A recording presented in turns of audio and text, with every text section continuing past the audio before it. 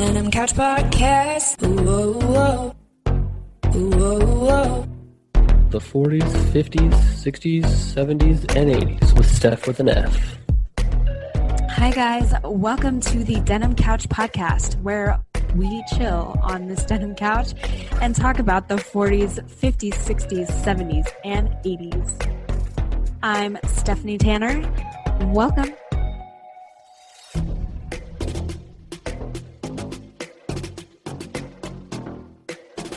Hey guys, it's Stephanie Tanner with the Denim Couch Podcast. And today we are interviewing Gaye Gunderson. I've known Gaye for a while now, and one of the things I love most about her is that she just speaks her mind, and everyone loves her for it. This interview is very entertaining and full of lots of stories. She has packed story after story into this, and all of them are as entertaining as the next one. So I'm so excited for you to listen to Gaye's interview. And don't forget to check out the Instagram page where you'll see many, many photos of Gaye as a child. She is so beautiful, still is, and I just love her to death. So let's dive in.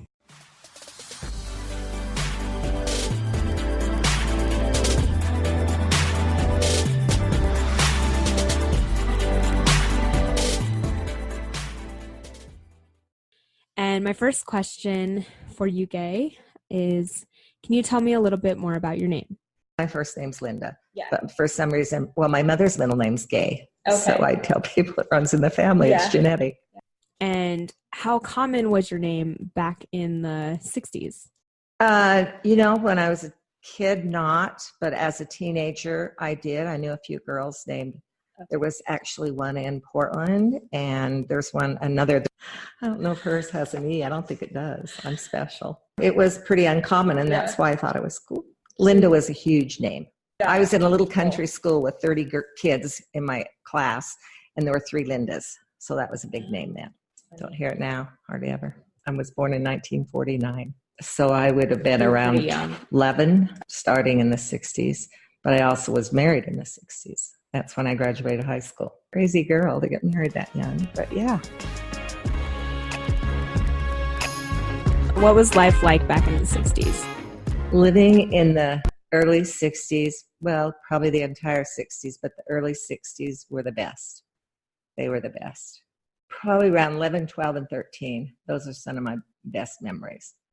In the summer, going swimming every day with your friends, staying out summer nights, playing and running around the neighborhood, stealing fruit from your neighbors and sleeping out under the stars and terrorizing other kids, and never a fear of anybody abducting you.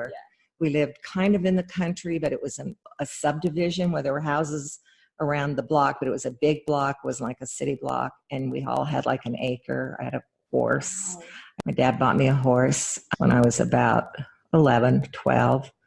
And it was a big surprise, and it was a colt, and we got to break him. Anyway, it was awesome. And I'd ride at another horse that we just boarded, and I'd ride it over to meet my girlfriend. She lived probably 5 miles from me, and we'd ride to meet each other from where she lived out, and then usually go back to her house because they had a great big nice place to ride in the field and picnic and swim and spend the nights with each other, and just a really easy going, never fear of anything. In those 2 or 3 years of stuff, we would get to go sneak in the drive-in when we were little, like 8, 9, somewhere. No, it had to be older. No, I was in Nampa, and it was by Carter Mall. And Val and I'd go over and go over the fence, and they had speakers, all around. We'd turn them up, and then and they had the old slide and the merry-go-round in front, and you could play on those till the movie started. And also, we worked in the fields. My girlfriend and I would go out. We were freshmen then, and I was living here, but I'd go back to Idaho, and we'd work in the corn all day, picking corn or detasseling it or digging sugar beets or whatever in Nampa, all kinds of stuff. And then we'd get off about 2 because we'd go to work at 5. And she was driving that, or was it Bobby or brother? I don't remember. We'd go out to Lake Lowell and swim, get sunburned. She had a 2-piece. I, of course, never had a 2-piece, and I wore it because Mom wasn't there. And I had this 2-piece, so none of the skin had been exposed at all to the sun. and I could have killed her because I hurt for 3 nights. I didn't sleep, just sunburned belly. And we'd lay on the dock. We'd get in and be cold, and then we'd lay on the dock thinking we were so cool. Then we moved.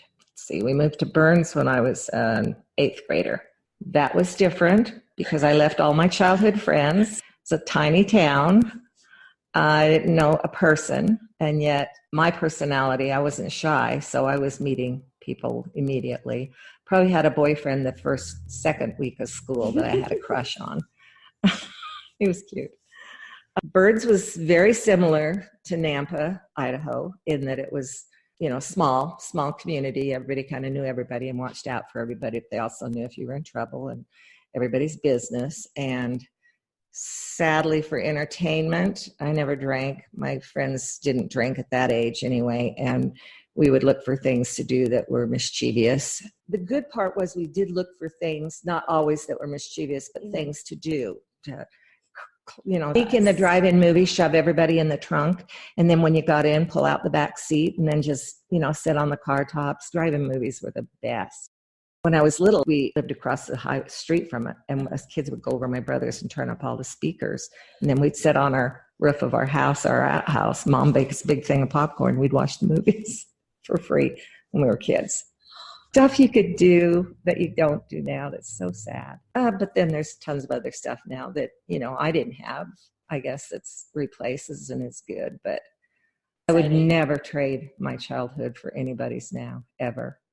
Because it was just kick the can, play baseball in the road, with all your little neighbor kids, and football in the fields. I got stepped on a nail and got it infected and had blood poisoning from playing football on the stubbles of hay when I was little, because I just thought it was fun, and I was one of the boys. I had 5 brothers, 5 older brothers, no sisters, and I was the baby. So I did everything the boys kind of did to keep up. I would never trade my childhood for anybody's now, ever. Just the parties and the movies and horseback riding with friends that I didn't put that in there, ranchers, getting to do some of that kind of stuff with horses, swimming, always. Yeah, probably staying out, partying at night. As in stealing the neighbor's grapes and fruit and riding horses. It was easy. It was so fun. It sounds like so. His is great too. His was just similar. Really? Oh yeah, great memories. Both of us have said if our kids could have lived in the 50s and the 60s, the early 60s. It sounds like the best time, from what I hear. Better than the 40s. Yep, the 40s were still recovering. They had the war. They had all that. 50s, we were pulling out of it. People were figuring out life, having big families. Finances were good. Crime was least. The only time I ever heard about crime in Nampa was there was a Mexican bunch on the south side of Nampa that lived there. And they would get into street gangs, a little bit of street gangs. Only tiny, small group. They weren't infiltrating the schools. They weren't, And matter of fact, my dad, being a boxer, that's how another story, how come he learned how to fight, but he would go at night. He opened a gym, and his was right up above that underpass, and he had little Mexican kids, getting them off the street, got the word out, and was teaching them how to box instead of gang fight, instead of using knives, box. And he did that for, a few years. He did that here with the Indians too, when his kids were little. It's really cool. Yeah. My dad was a good guy. He was. Can you tell me about your love story and how you met your husband? Very protective, my brothers. If I wanted, when I was started dating here in Burns, I just slipped back to Burns now as a teenager. Mostly my brother's friends is who I dated, just a couple of years older than me or a year older than me, nobody my age. Way older, I shouldn't have. I was young and stupid and cute enough that I attracted older boys. Oh yeah, I've seen pictures. I won't even go into how I met Grant. He just wanted to take a girl out to kiss, and I wasn't the one he wanted to take out. The night that first date I ever went on with him, my girlfriend lined me up with him because she couldn't find the girl he wanted to go out with. It was after a basketball game, and I was about 15. She was 16 and dating my brother. And I was in between boyfriends. I would have them for like a month or 2 months or something. I couldn't even date. It would be like hanging out at school or sitting by him in the movie, sneaking out, sitting by him in the movies, and lots of kissing. If I could get away with it, I like to kiss. Never had, till probably my junior or senior year, never had a guy even try anything with me. Yeah. I mean, guys just didn't do it then, if they knew it was a nice girl, at least not for me. Anyway, so I never broke up with a guy because he was, a bad guy, but I just like guys. So, I was young. Why not try them all? So that sounds terrible, but I know go out with more than one. You get bored after a while. And anyway, so Patty said, what about Grant? I can't find it. What about Grant? Because I'd named 2 boys I was kind of interested in and maybe pursuing. And she says, he's on the basketball team. He's really nice. He's Val's best friend. We could do double date. And I said, okay, that sounds cool. I'd kind of seen him, thought he was pretty cool, but he was always real cold to me. And so after the game they'd lost and they were down in the locker room, they came up and we were waiting there by the snack bar at the front doors. And I'm not kidding. He did this. He looked at me and he went, and it was supposed to be this other girl.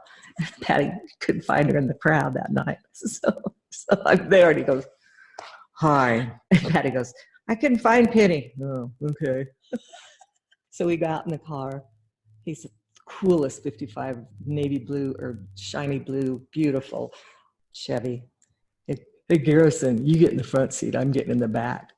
And I was scared to death of him. He'd had an older girlfriend for like a long time. So that was our first date. We went up the hill, Main Street. The gas station was open.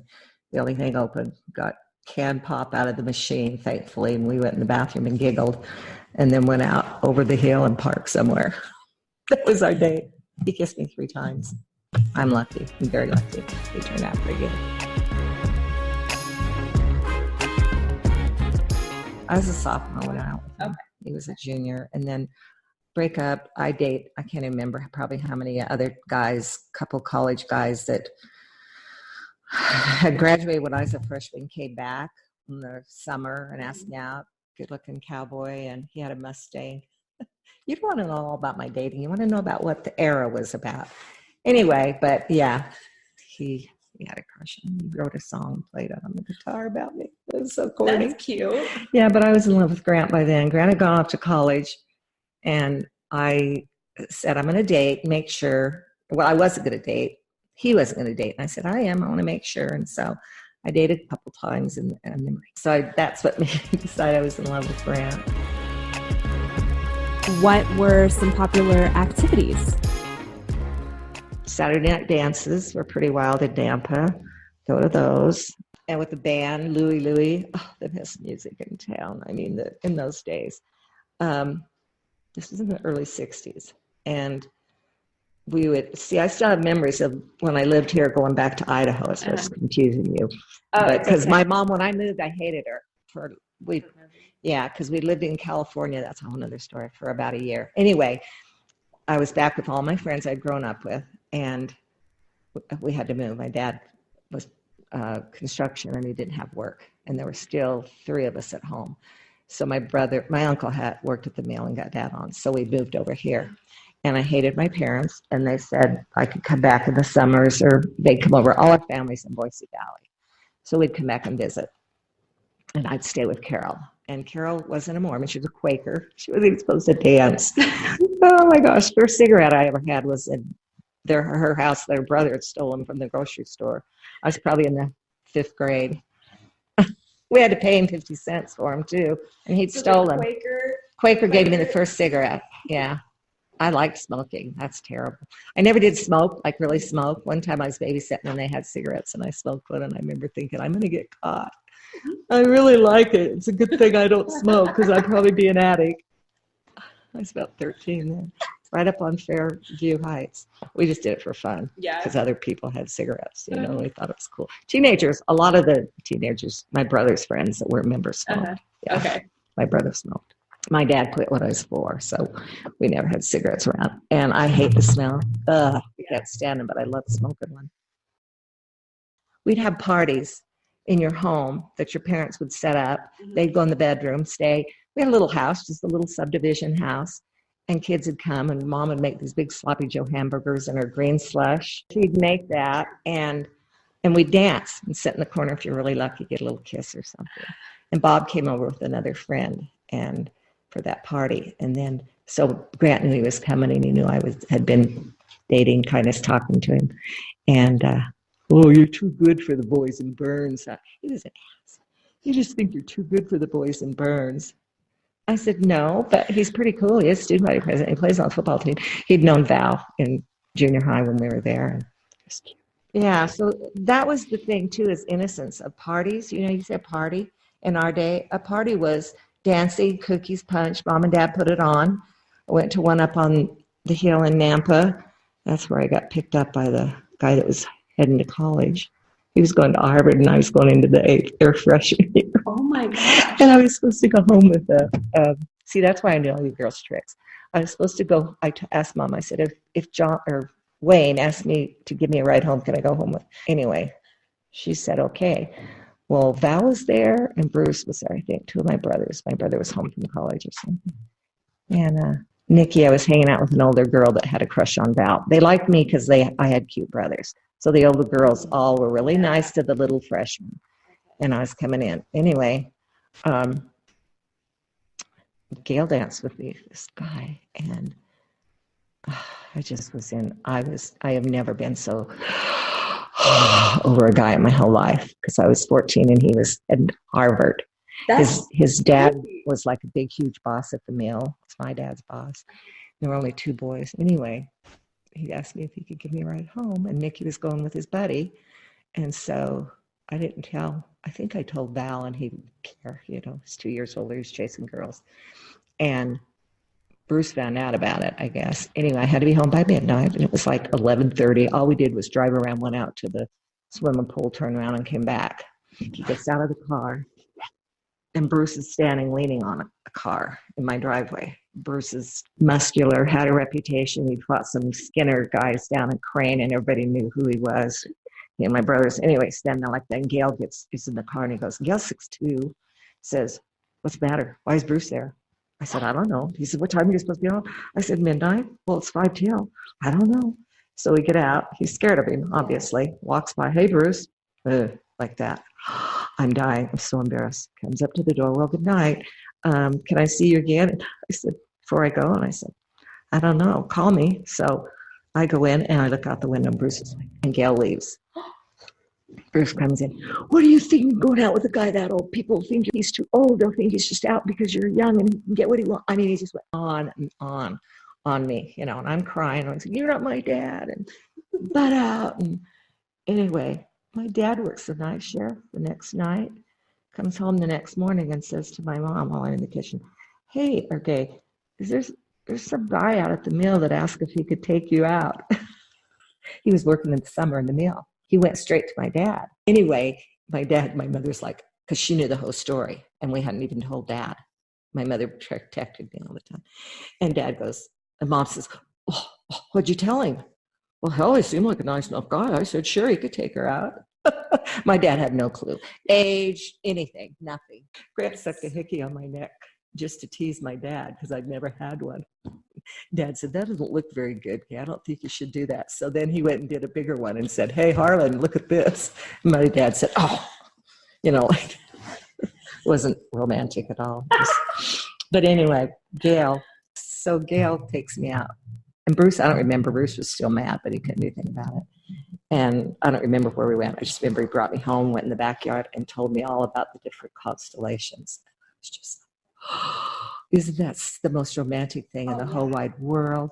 Then he went to college and never heard a word from me ever again, which was fine. I figured I wouldn't, and I started dating freshmen. What was the style like back in the 60s? What did you wear? Everybody's hair was the same. I could get you a yearbook, you'd die. In my freshman, sophomore, started sort of changing by my junior year, but everybody had the blonde, bleach blonde, flip, and bangs.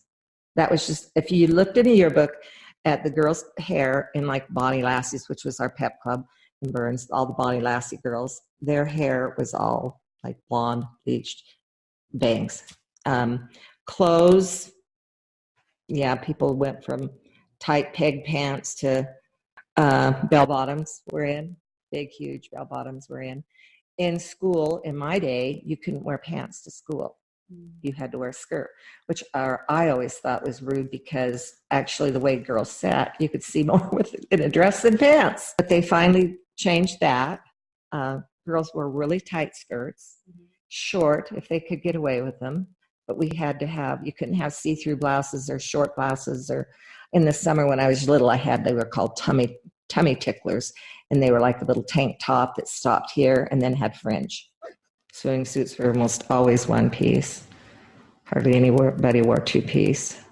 Makeup, anywhere from none to tons. Yeah.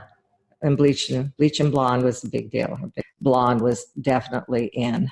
And I was kind of natural blonde until high school. Then I started bleaching too.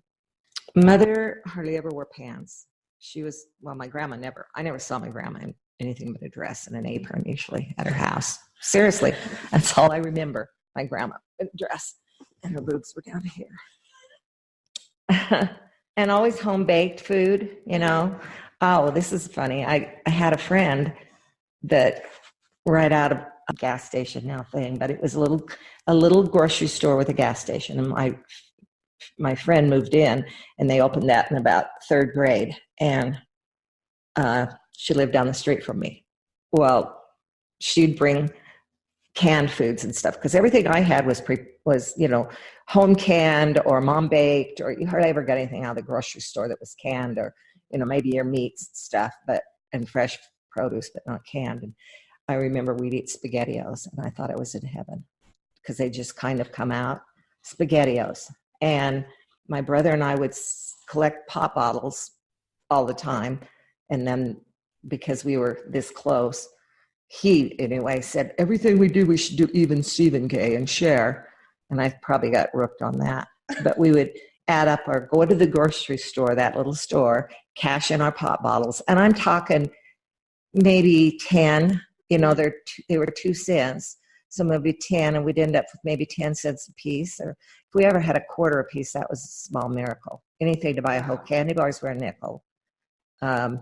And then the little candy was a penny, And so we just couldn't wait until we get a big stash. But I remember one time going in this store, and they knew us, of course, and Val had cashed in, and they gave us the money. And we're divvying up our candy, counting it, even Steven, with the money. And at the very end, we had one little thing of malt balls, that had like 4 or 5 in them, the little tiny ones. It was a penny. And Val goes, because how are we going to split that? So he opens it up. He takes 2, and the third one bites in half and gives them to me. So we both had 2.5 malt balls. Those kind of things stick with you too. I mean, I'm 70 and I still remember that. And I remember being embarrassed, though. He was never embarrassed about anything he did. And I remember people were standing in line, and Val's sitting there cotton them out and biting one off while they're waiting to check out their bread or something. I mean, picture it. It's annoying. He wasn't. I babysat one time, I remember about the first time, and it was a quarter, and he wanted 12.5 cents. And I said, you didn't do one thing. You're not getting my babysitting money. Anyway, I don't know how I survived. This is something parents they let their older siblings take care of them in the summer a lot because parents were working, and we'd go swimming, and my brothers would put me in where they were, and they were all way older. I mean, 2 years older was the youngest close to me. We went out to the spillway by the dam, by the Lake Lowell, and they were going off that spillway that goes like that. There's a whole bunch of those, and they threw me in. And I couldn't have been 12. I couldn't have been that old. And I remember Bruce saved me. Once again, Bruce saved me in that spillway because I was just bobbing up and down, and he dove in and pulled me over the side.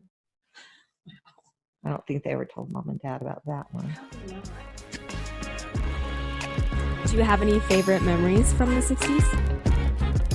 Mom working with, this would be interesting. Kids were put in institutions that were Downs or hydrocephalus that our grant had, or any kind of major birth defect. Parents didn't know how to take care of them. They had places and people to do that, and so often parents just gave up their babies. And my mother would bring home little 5-year-old Downs kids, sometimes one for the weekend, because some of them had parents that did come and visit her family, but a lot of them didn't. And so mom would bring home a little Downs child, and I grew up being very comfortable with kids with disabilities, or say mom worked in a nursing home and I used to go to work with her, and she made a little uniform for me, a little white nurse's uniform like they wore in the old days, and the cap and the whole bit. And because I didn't go to kindergarten, mom took me. She couldn't afford kindergarten or didn't have anybody pick me up or whatever. I don't remember. So I went to work with her, and it was so fun. And I loved old people. And I have stories from being in the nursing home. I have stories from going to the state school.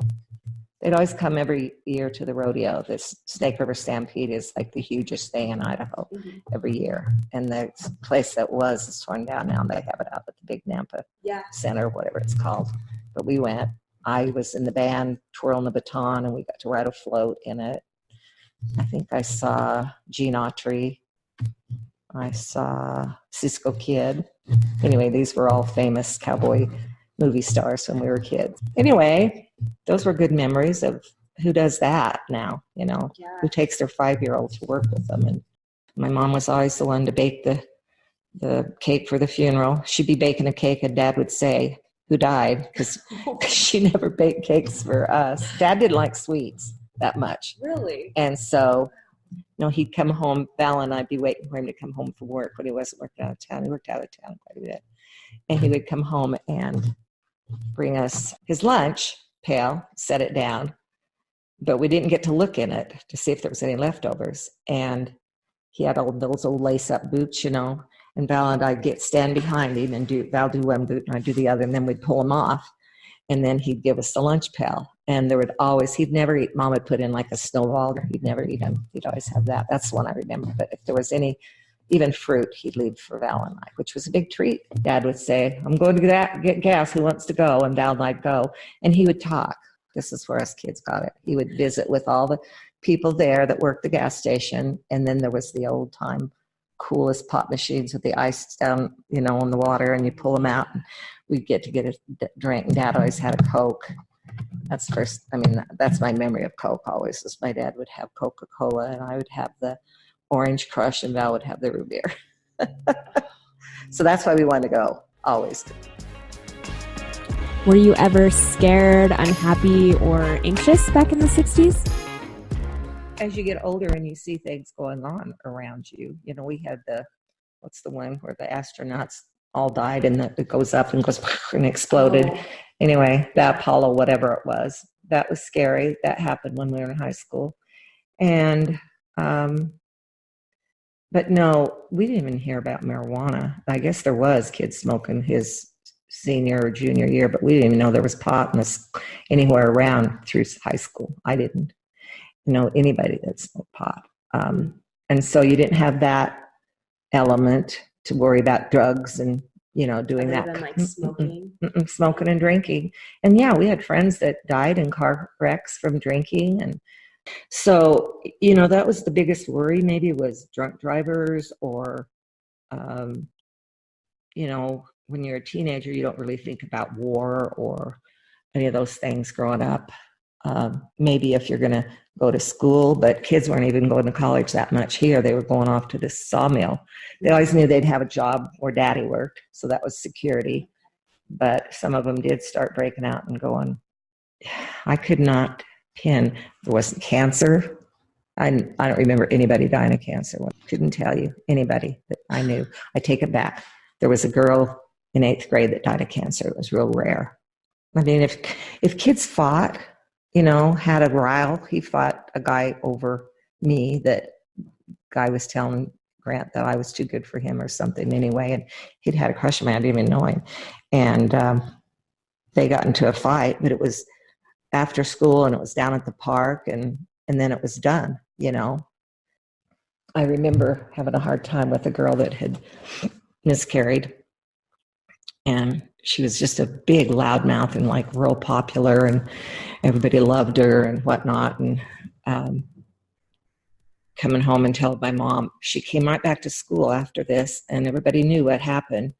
and nothing happened to her as far as socially. Everybody treated her the same. She wasn't shunned. She was just like still not humbled, anything. And I was just so angry, which is judgmental. You know, I was 16 and jealous that she was so popular and I was the good girl. And here's this girl. I wanted there to be some kind of avenge or some kind of consequence. I was looking for what's the consequence. And my mother, bless her heart and all of her wisdom, she said, Gaye, she said, one, she's had to deal with a miscarriage, which is really terrible. She almost died. She bled to death, almost bled to death. I think they didn't do a hysterectomy, but she had, anyway, mom said, you know, her health, she could have died.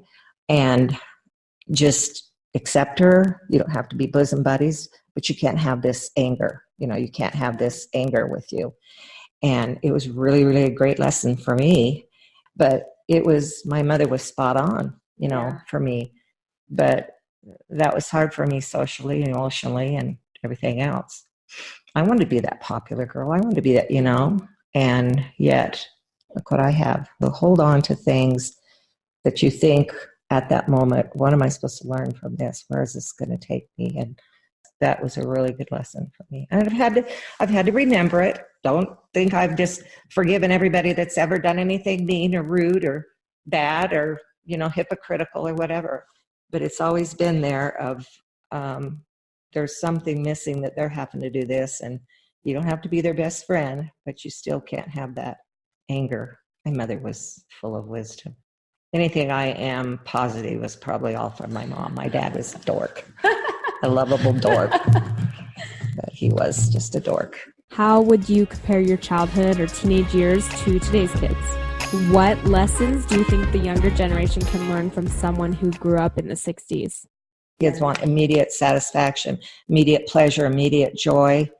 I don't know, other than you've only got one life to live and you're wasting so much time with that kind of media or that kind of supposedly bringing you pleasure. The only thing that you take when you leave here is what you've learned. Is technology a good or bad thing? What do you think? I was so opposed to when we first got, like Grant had the little iPad or what's on there? Well, I'm just reading the news or what this happened there or the story. But it can capture you and take you away from things that you should be doing. I mean, it's just, it's like everything. There's probably good and bad in everything. But this is so extremely bad that it's hard for me to see the benefits of it being good. And yet I know it is technology and medical and all that.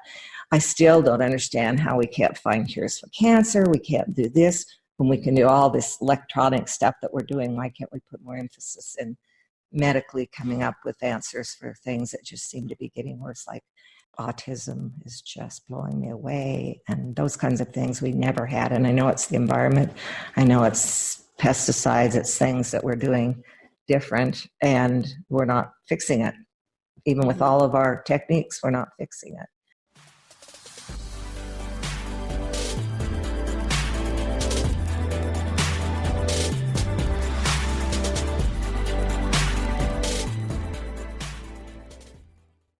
I did a skit with the Beatles, me and my girlfriends, for a talent show. I was I Want to Hold Your Hand. And I was Harrison, the most not known of the Beatles. My friend got to be Paul, and so got to be the drummer, and I was just the guitar guy, you know. But we did it. I remember the kids all hooting and laughing. This is my freshman year. Pretty gutsy. It was fun. Well, Grant did a ballet in a tutu. Yeah, with the basketball team. I have a picture of him somewhere. Oh, yes. Talent shows are great. All right, guys. Didn't you enjoy that? Gaye is just hilarious and so fun to chat with. I've been so lucky to be able to chat with so many fun people. So I feel lucky. I think they're entertaining to listen to. And editing, I listen to these interviews over and over and over, and I truly do not get bored of it. So I appreciate them a whole lot. I love the many stories that Gaye has, and I love that her childhood was just the ideal childhood. I know not everyone has that, and it's just wonderful to hear. Granted, life is hard, and she also had challenging times, but it is fun to look back and hear about her good times in the 60s. Sounds like a ton of fun. If you guys haven't already, also, you should take a listen to Liz's Flea Market Love Letters episode number 9 of the 40s and 50s.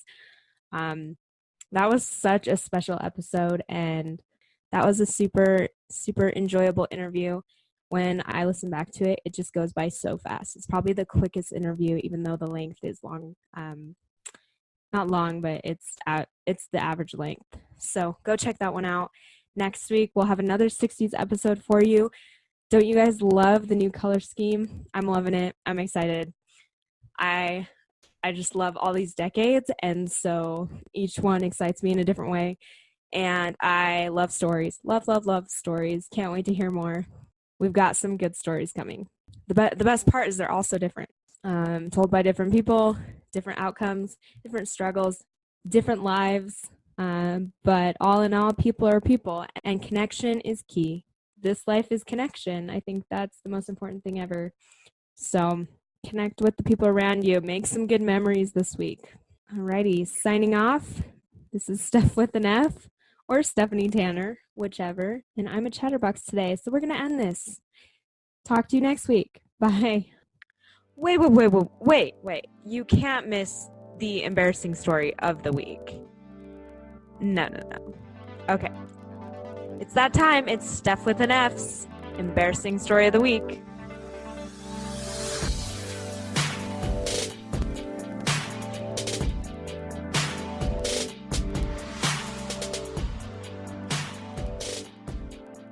Okay, so this week's embarrassing story, every other day something slightly embarrassing happens or horrifically embarrassing happens. And so this week it has to be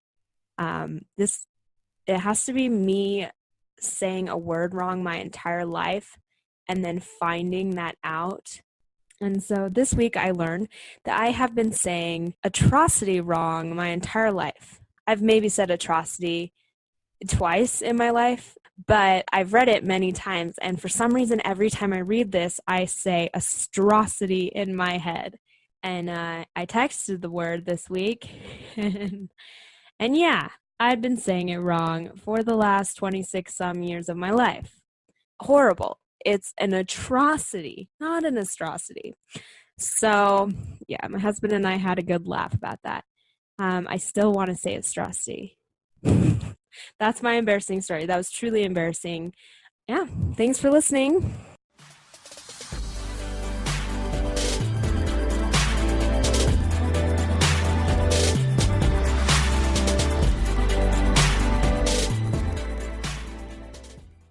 If you came here for mental health help, please go visit your doctor. If you're looking for some mental health tips, Dr. Daniel Amen is someone I follow. I love what he has to say and offer. I think his website is brainhealthassessment.com, and he just has some awesome checklist items that go over brain health. So like checklist items for habits that you should be doing to have better brain health. I want to say there's like 5 to 10 items. And if you have those, if you're working on those habits and trying to improve them to improve your brain health, you'll also improve your happiness level, because brain health equals mental health. So keep your brains happy and healthy, and check out Dr. Daniel Amen. This is not sponsored. I just really like what he has to say, and I think it's really beneficial. I think it can help a lot of people. It's actually very matter of fact, kind of obvious, but yet we neglect so many of these habits daily. And I do feel like, if you're feeling unhappy, that may be one of the reasons you're unhappy, because you're neglecting your brain health, which is also your mental health. And yeah, trying to improve these habits could really help. So check him out. If you have any stories from the 40s, 50s, 60s, 70s, and 80s, please get in contact with me. Let's chat. I want nothing more than to chat about the past. I want nothing more than to chat about the 40s, 50s, 60s, 70s, and 80s. If you have any specific questions that I'm not asking that you would like to know about these eras while interviewing these people, please let me know. I would love some advice and I would love your input. So, what would you guys like to know?